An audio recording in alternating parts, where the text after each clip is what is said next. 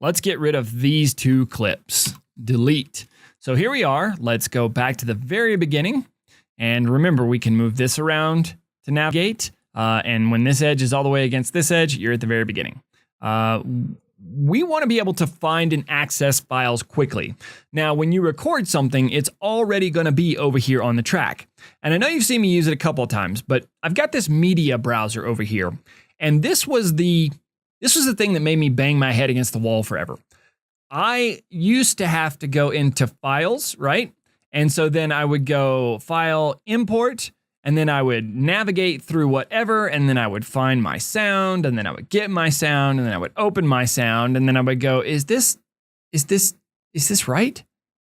I don't know. Is this right? And then I would play that sound. And then I would just get really irritated because it took forever to find the track, to put it in here, to find a sound effect and put it in here. It was a pain in the butt. But then I discovered the power of the media browser. So there are two windows in the media browser. Let's look at them both. First window is your drives, right? So I'm on a Windows machine, so naturally my first drive is C. I have a D drive, and then I've got an E drive that I affectionately call Hoss. It's a bad mamma jamma. Took me forever to get it, but it's a bad mamma jamma. Anyway, and then these are direct access to your drives, and you twirl them down and you can navigate through them. If you have a Windows machine, you have done this before. Plain and simple. I'm not for sure if that works on a Mac. I think it does still work like that on a Mac. I think it still pulls up the drives. So anyway, Mac guys, you're just going to have to check that out.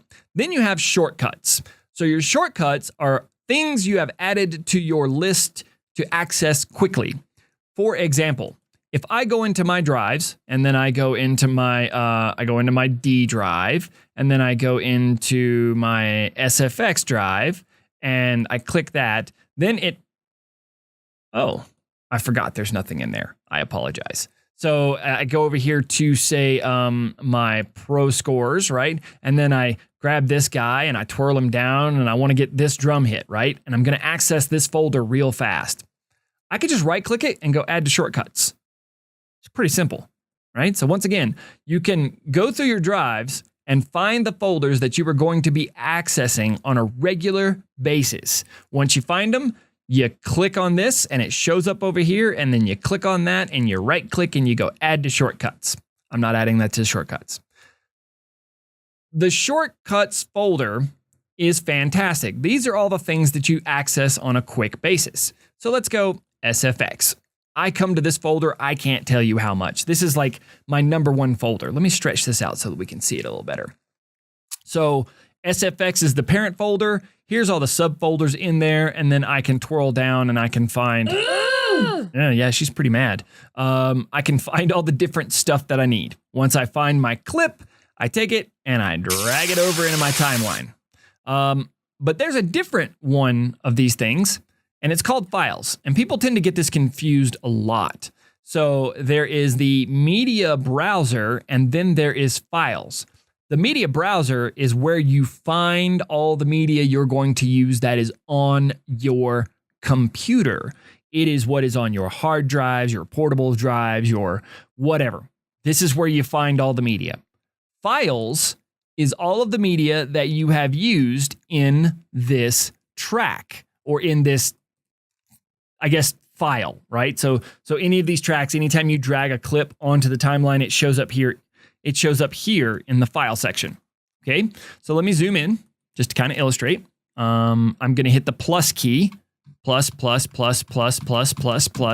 Notice how it keeps this red line center. That's kind of a nifty trick. So right here I have electricity SFX01 35 4 4801, right? And I have the same file right here. Here's the file. But Brian, why do you have two files?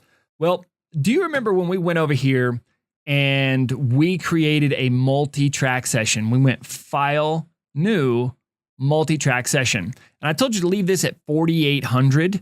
Well, 4800 is a really high production value.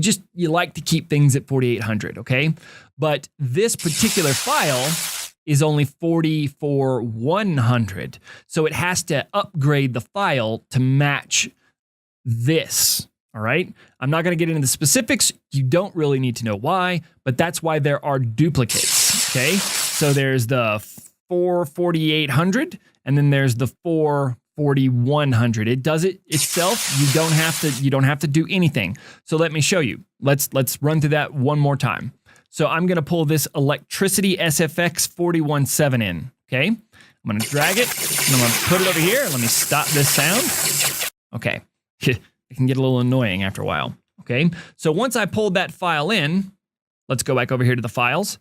It pulled in the raw file, the SFX 417, and then it created another SFX 01417 4800. Just so you know, that's what's going to be happening. So that's pretty much your media browser and your files in a nutshell. Once again, media browser, where you go and find stuff on your computer.